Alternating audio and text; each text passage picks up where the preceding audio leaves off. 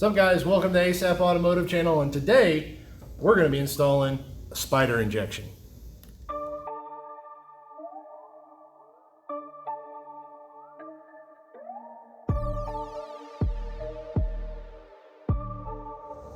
Like I said, guys, today we're doing what they're calling a spider injection, as you can clearly see why, upgrade on my personal, well, the shop's 99 Tahoe.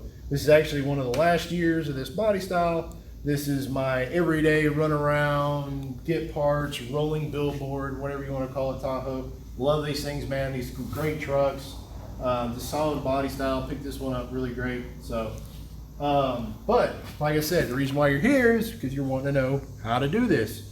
So you've probably got some misfire issues, random multiple misfire codes, rough idle, poor performance. This thing's down at least a cylinder, maybe two. Like, it's to the point where I can barely hold speed up a hill with no load. God forbid I'm towing a trailer. So when you're doing this, don't cheap out. Don't go get some Bobo off-brand part. You're gonna hate your life for it. So what you want to do is stick with an AC Delco. You can get these off Amazon. There's two ways. There's gonna be two different part numbers. There's gonna be like some long part number like this, which is actually just going to be just the unit itself, and it's going to be like 30 or 40 bucks more than this part number here, the 217-3029, and it's a whole kit. Like, literally comes with gaskets, everything you can need for this job. So, and it's cheaper, so it's a no-brainer. Now, this is the part number for the 5 liter and 5.7, the 305 and the 350. There's a different part number for the 4.3 because it has 2 less injectors, so it's a different part number. But the V8s are the same. So the 7.4, the 454 did not use this style injection. So, but they used this from like 96, I think was the first year of the vortec. And hell, to be honest, I think almost till currently in the vans, which get left over everything, I think near about almost recently, they still use the 4.3 in the van. So this is still a somewhat current setup. So it's a great little setup. The big upgrade is it goes, your old one that you've got in there right now, probably like mine, the original one has the injectors up here. Fuel's got to travel all the way down here through this nylon, the old nylon tubes that crack and break into little poppets out here that clog up.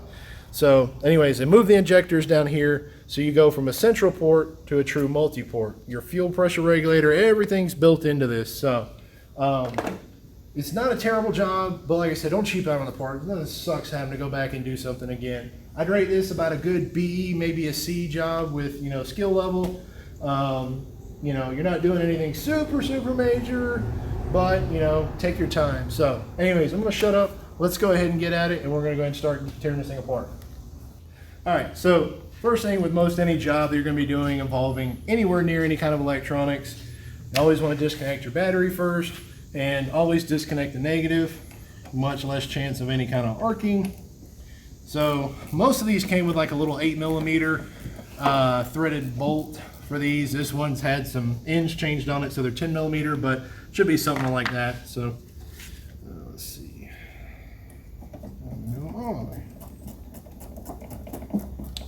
Okay, so we got that disconnected. Next thing we want to do is go ahead and get our air cleaner assembly off. So we'll go ahead and unplug our intake air temperature sensor, our mass airflow sensor. We'll go ahead and disconnect that, tilt it out of the way. Go ahead and pop our 2 clips here. Now this is a factory setup. Now if you got some aftermarket intake, normally it's just a couple hose clamps or something like that. It shouldn't be too involved. So, and next thing you want to do is take this tall nut, wing nut off, and then now they'll tilt it forward because it kind of clips on there in the front, and the whole shebang comes out. Set this on the side. And boom, a lot more access. Still got more crap though. So this, you'll actually recognize, is actually what's right under here. So what it is you've got your throttle body, you've got a upper intake plenum, which is plastic, and then you have a lower intake plenum that is aluminum. Today we're only going to be pulling off the throttle body and the upper intake plenum. There's no need to pull off the lower. So we just got to continue working our way to get access to get that lower intake or the upper intake off and go ahead and get it out of the way. Alright, so we're going to go ahead and start working our way around, start unplugging some stuff and getting everything out of the way. So we'll go ahead and unplug our throttle position sensor and then our idle air control motor. So that's out of the way. That we're going to plug our evap solenoid. Let's see what else we can get out of the way. We'll go ahead and disconnect our high side pressure switch, compressor. Let's see. And we should be able to, correctly, yeah, we can go ahead and, yeah, okay. So we'll go ahead and unplug our coolant temp sensor up here on the front, then our EGR valve, if you still got one. For some reason I still do. Hasn't been deleted yet. That's for another video. And switch on the back of the compressor. And we get the screwdriver, we'll pop this out. The goal here is this whole harness snakes all the way to the front. It's going to be kind of in our way. So we can disconnect all this, lay it off the side. Now it's out of our way.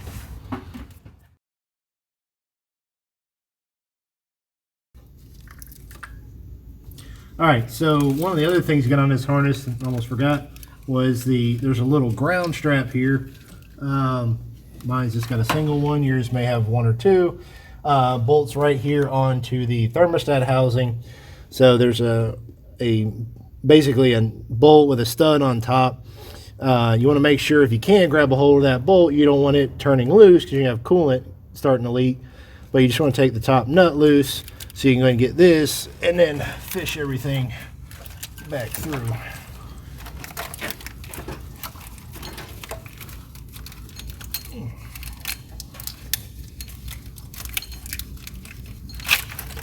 There we go.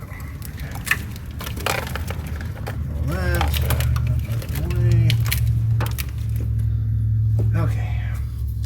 So one of the next things we'll do is go ahead and work on getting our throttle and cruise control cables out of the way. And that's easy. It's just a little 10mm bolt here, 10mm nut here. This bracket comes loose. These right here, you can just take the throttle right here, hold it, and just kind of work, and it just pop right off. This one, you just, well, once we get the cable loose, you can fish on around. It comes out, it's got a little slot, and it's a little double head there, and it just slides right out. So go ahead and get that out of the way.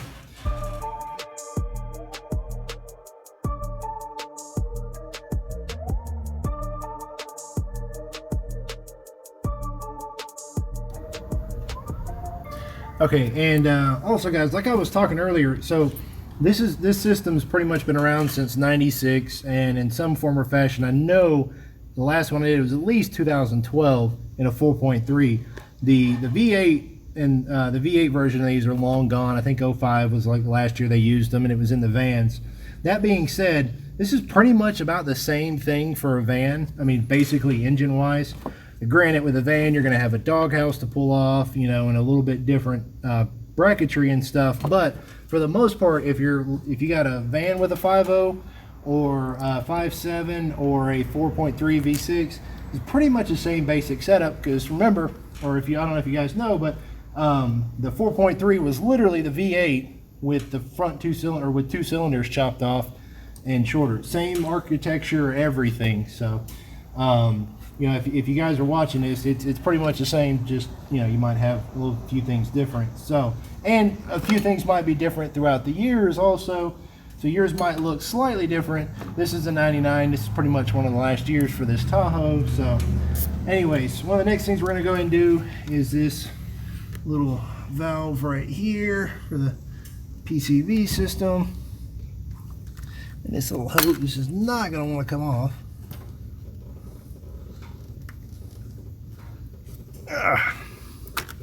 There we go. Okay, so this one will go and we'll lay out over here out of the way.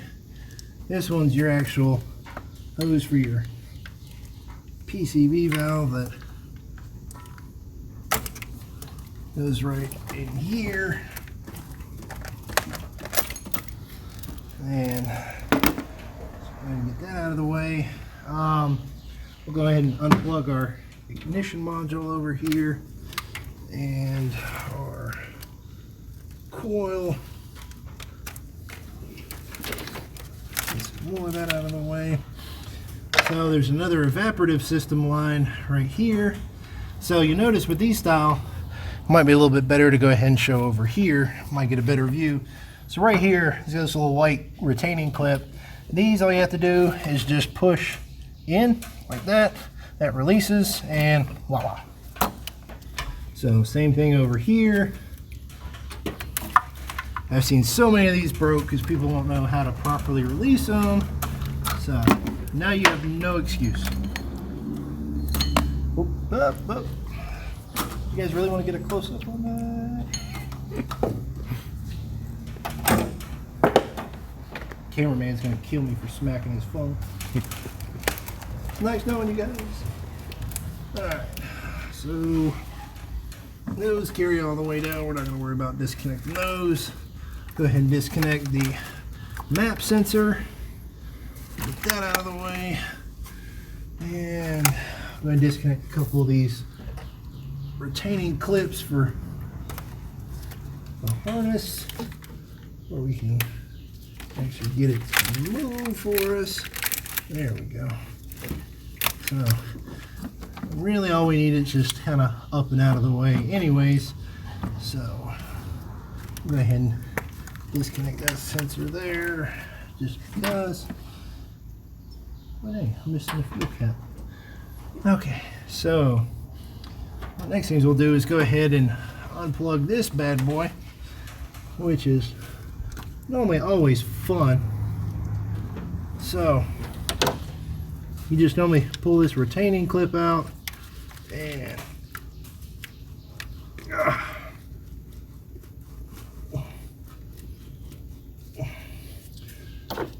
pull these off.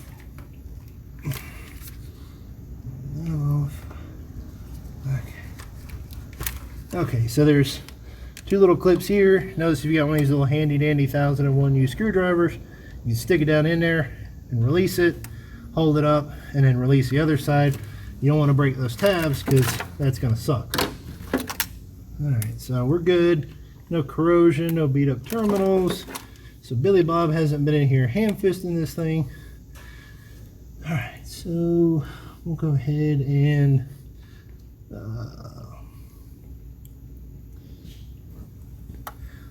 just pull the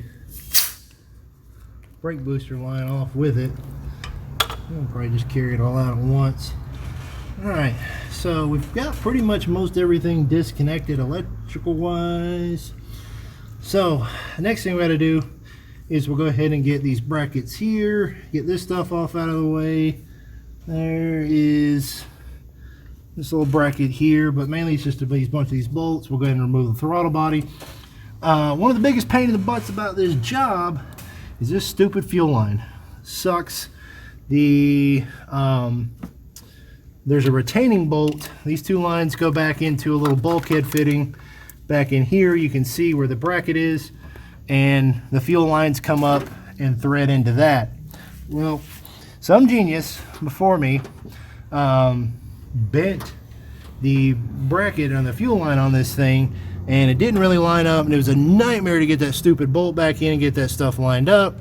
So best believe I'm going to avoid unbolting that, but typically it's a lot easier to just take that one bolt out than undo the lines, because they're really tight. It's kind of a pain in the butt to get to them back there, but if you got some good line wrenches you can do it. But so we're gonna go ahead and take these two little nuts here loose, pull the lines up, see if we can get enough. If not, I might just have to suck it up and take the bolt out. So we'll get to that in a second.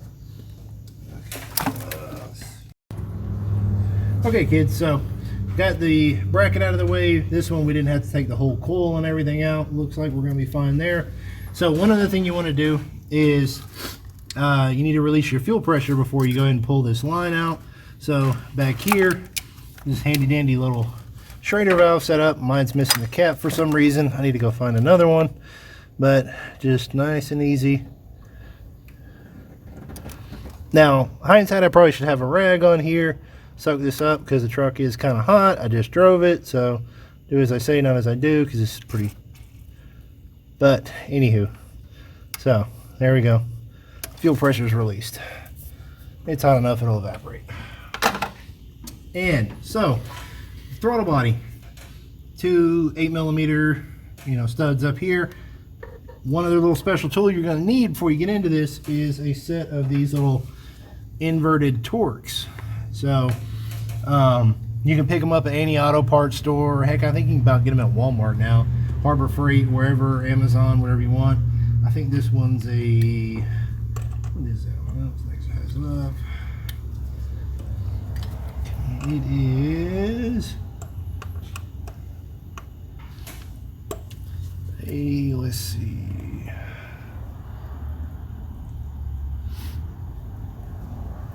it's a E8. So go ahead and take those loose. And this is that stud where the big tall wing nut for the air intake goes in. So make sure you put them back in the right spot. And I don't know if I have a deep 8mm, so let me grab them real quick. Okay, so this is your actual bottom side of your throttle body. I actually cleaned mine the other day, and if you'll notice, I actually deleted the airfoil thing, ground it down smooth. Didn't really do much, but just felt like it. I had pulled the idle air control out, cleaned all that up, cleaned the throttle body up. It's pretty gummed up. I do have like literally right at almost 200,000 miles on this thing, so I'm really curious to see what kind of carnage is in here. So we're getting close. By the way, guys, the stock air intake tray makes a great catch-all for tools and stuff.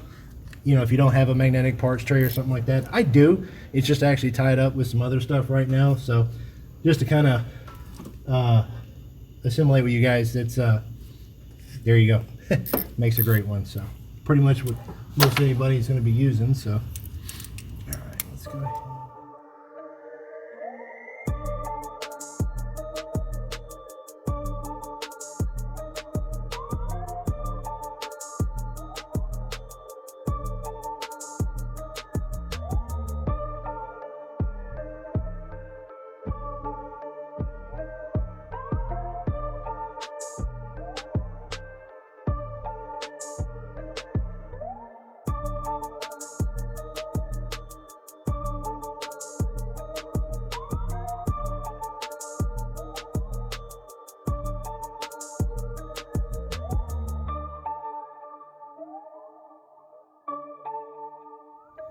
Okay, so if you can, definitely take that rear bolt out. It'll really help. You can move the fuel line up out of the way, and I was able to snake mine out of the way. Like I said, I know it was a nightmare getting that thing back in, so I really don't want to mess with it. But if need to, you can pull the 4 plug wires on that side, undo the bolt, and move it out of the way. So in here, it's not quite as bad as I thought it would be. But nonetheless, there's definitely something going on. So if you notice all this nice carbon built up, which is normal for about 200,000 miles, and then look back here where it's a fair bit cleaner-ish. You can see where it's a lot wet. So somewhere back in there, I had fuel just spraying everywhere. It was eventually getting down to the cylinders, but nowhere near where it should. So there's a lot of my issue with the whole running like dog crap. And you notice how tiny and flimsy these crappy little lines are, and these little poppets down here. So we're gonna go ahead and pop this thing out of the bracket, and then go ahead and these little poppets here, you're replacing this thing, so it doesn't really matter if you break it. Matter of fact, to be honest, they're probably gonna break because they're brittle at 200,000 miles and 20 years old. We just squeeze these little things, pull them up out, and okay, so all right, and pretty sure the new one's numbered. I hope so. because that doesn't really make much sense. Oh yeah, okay, cool. That's right. All right, so I forgot. Forgive me, guys. It's been quite a while since I've done one of these, but I've done millions of them. Your cylinders are all numbered, so when you set it in there, of course, you see it only sits one way, sideways here. Fuel pressure regulator over here. Your inlet and return lines over here. So it's going to sit like that, but still, you got to figure out which one. But fortunately, they, like I said, they number it for each one. So just put it with your corresponding cylinder, which should be numbered. I think it's numbered on the side. Oops. It is not, but it's no big. So your cylinders are odd and even. So your, let's see. I was trying to remember which way these are set up. 1, 3. Yep. Okay, that's right. 1, 8, 4, 3, 6, 5, 7, 2. So this is all your even cylinders on this bank, all your odd number cylinders on this bank. So 1, 3, 5, and 7, 2, 4, 6, and 8. So, and just put your corresponding injector with each one, and you'll be fine. So we're gonna go ahead and pull this old turd out, what's left of it.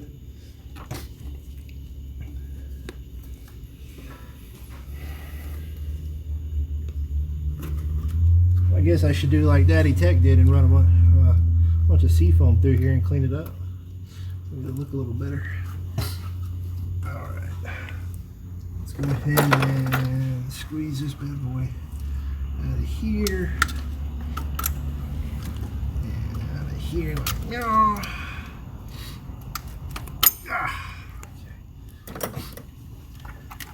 And just slide them to the side. Remember, we don't care if we break them because this thing is garbage anyways. And yeah, there's typically a little bolt, little Torx bolt down there that you can tighten up. So we'll go ahead and get this thing out of the way, get that bracket off, and clean it up and come back at it. Okay guys, so here's your up front and close and personal with the spider injection. Creepy crawly. So like I said, this is the old style. It's got the injectors all up in here. Crappy little tubing that's cracked somewhere. It was spraying fuel in there like a mug. So it was so dirty and nasty. Who knows? These stupid things get dirty and clog up. So, and it didn't look like it was spraying out of the fuel pressure regulator. So, but anywho, getting rid of this, and we're going to the new style. Yes, much better. So the thing with this is, with having the injectors this far out, allows the computer far more precise fuel controlling than having to go all the way up in here and trying to meter it off of that. So let's get back at it. All right, so we got our spider injection system out. We got a Torx bolt here. It's a T27 Torx, just a regular. We'll go ahead and take that bolt out, get this bracket out. The kit comes with a whole new bracket and bolt and everything. That's one of the reasons this kit is awesome. Went ahead and cleaned our surface here where the upper intake mounts to the lower. So you don't want to use any kind of Ziz wheel on your DA or your die grinder or anything like that. The Scotch-Brite pads, you'll end up wearing this uneven. Even stay away from Scotch-Brite pads because they tend to disintegrate and that gets all down in your oil, and it's pretty much like putting sand in your motor. So typically what I do is, if it's really bad crud, I'll take a razor blade to it to try to scrape it loose. But this one was fairly decent, so I went ahead and just sprayed it with some brake clean and wiped it down with a good rag. Gave it a little bit extra soak into some of the spots, but we're pretty good. So, and went ahead and cleaned out these ports where the injectors sit down. Probably need to clean these two a little bit more, but clean those up a little bit. You get a bunch of carbon buildup. This thing clearly didn't have a whole lot of maintenance before. I mean, it's not terrible. I've seen them worse, but with almost 200,000 miles, it's not really abnormal. So I'll start running some more seafoam through the intake and cleaning this thing up a little bit. Maybe later down the road when I replace the motor in this thing will get really nice and cleaned up. But this isn't really terrible, guys, so don't freak out when you get in there and see this, as long as you don't have a bunch of sludge piled up or anything. If you want to clean it, that's cool, but with anything, like especially any hardware you're pulling out of here, you really want to be careful not to drop anything down in these cylinder ports, because there's not any guarantee you can get them back out. or you might not have known you drop them and you find out when you start it over. So be really careful. So we'll go ahead and get this bracket out. I'm gonna clean these two little ports up a little bit. We'll get the new bracket in and go ahead and start setting our new injection system in.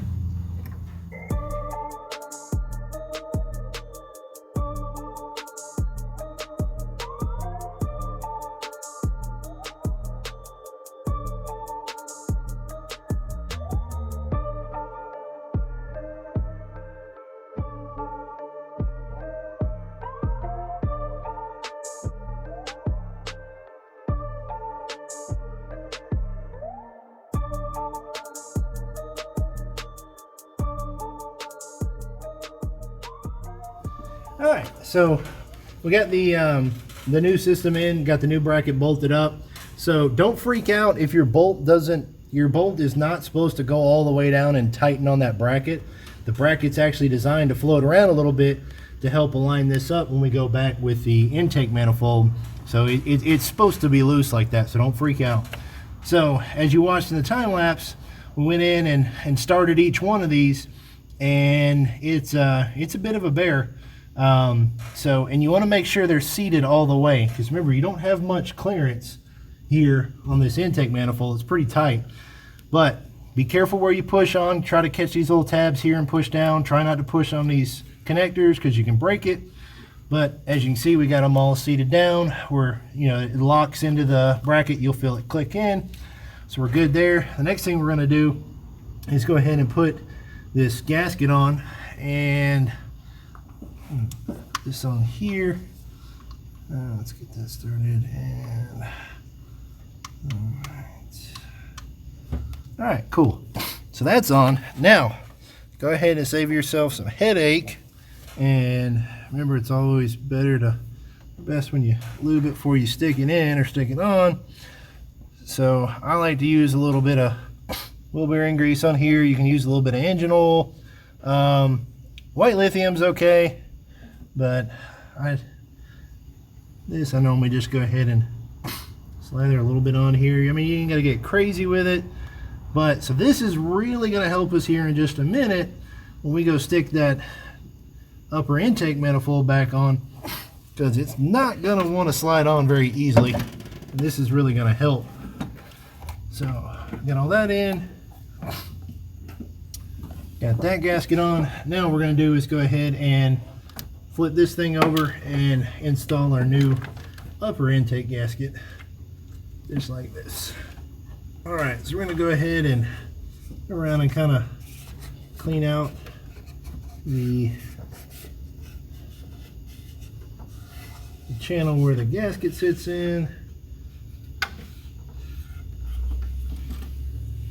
Get it all nice and ready to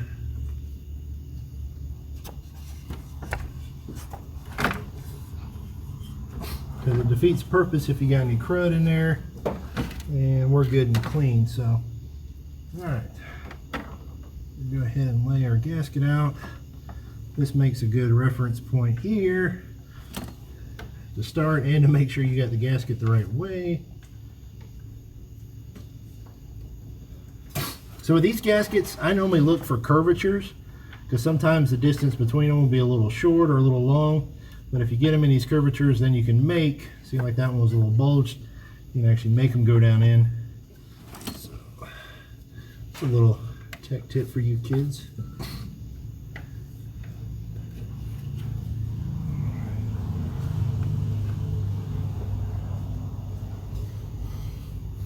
All right, so that's on.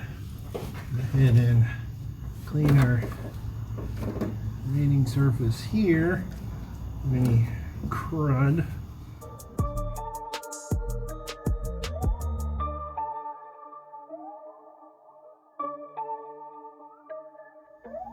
Okay, so we went ahead and got the upper intake manifold set back on, and went ahead and put our new throttle body gasket in.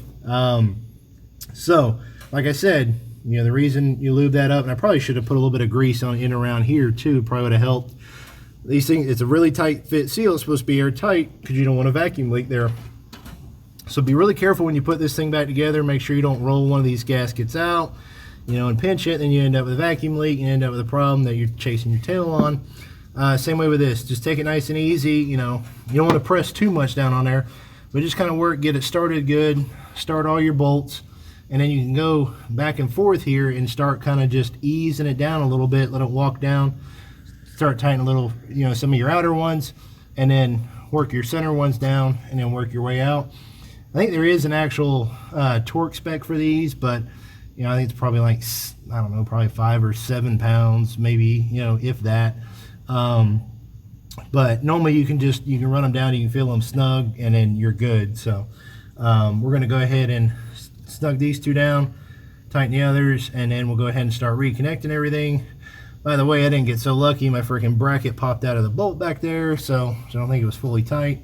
So I'm going to have to pull that bolt out anyways. Sucks, but it is what it is. So we're going to go ahead and pretty much most everything's reversed order here. Might be a few little tips we'll stop and tell you on the way.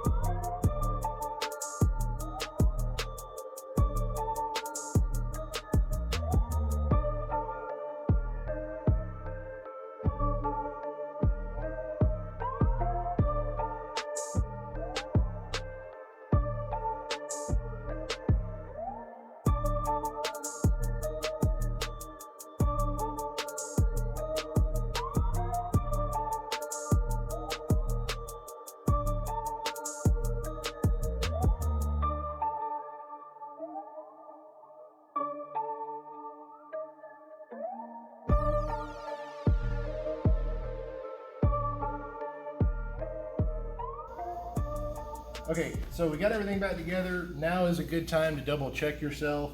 Go back over, make sure you got everything reconnected, all that kind of fun stuff.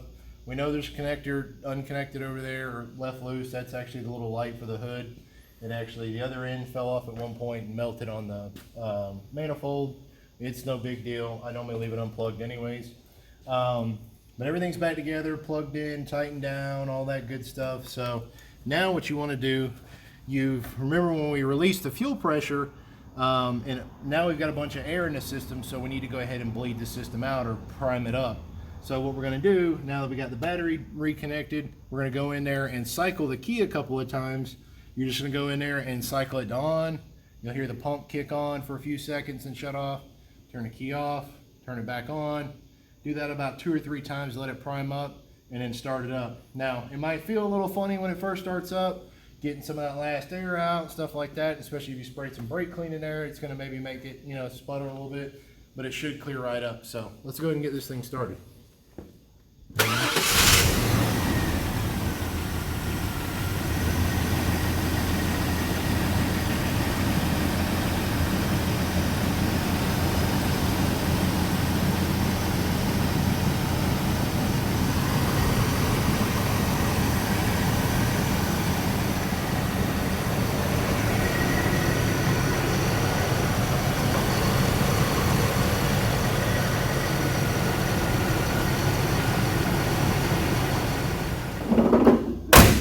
Alright guys, I like that. That's a wrap. So like I said, it's about a medium range job.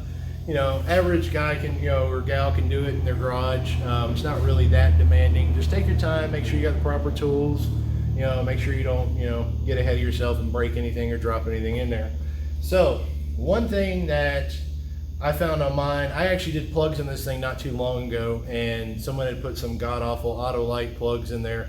I got rid of those and put some new Delco Iridiums in there. And that's one of the things that originally tipped me off that I had an issue is when I pulled out number 5 and number 7 on the back driver's side, I noticed those two were wet. And it makes sense because as you've seen earlier in the video, that's where everything was soaked. So it's a lot better. And I know that was my issue, but the problem is I'm probably going to have to go back in and replace those 2 back plugs again because I believe they're just fuel fouled. So don't get disheartened. You know, if you still have an issue afterwards, because most likely you probably, and especially if you haven't done it in a while, it's probably a good idea to go ahead and put a new set of plugs in, especially if yours is dumping fuel like that. It's a good way to fuel foul one. So I'm going to drive it tonight and just get a new set of 2 plugs. The only reason I'm doing that is because those literally have like less than 3,000 miles on them, so the rest of the plugs are fine. So normally I would never say just replace 2 plugs because it's stupid, but being that they're this new, we're fine. So anyways, guys, that's a wrap. Hope you guys enjoyed our first how-to with Mike. There's going to be a ton more of these videos, you know, more with the Tahoe, more. We've got some other customers that are wanting to bring their stuff in. So anyways, guys, remember, don't forget to like, subscribe to the channel, you know, turn on the bell for the notification. Even if it's the only time you view any of our videos, just give us a subscribe and forget about us. That's fine. It just, every little bit helps. And remember, guys, stock is not an option.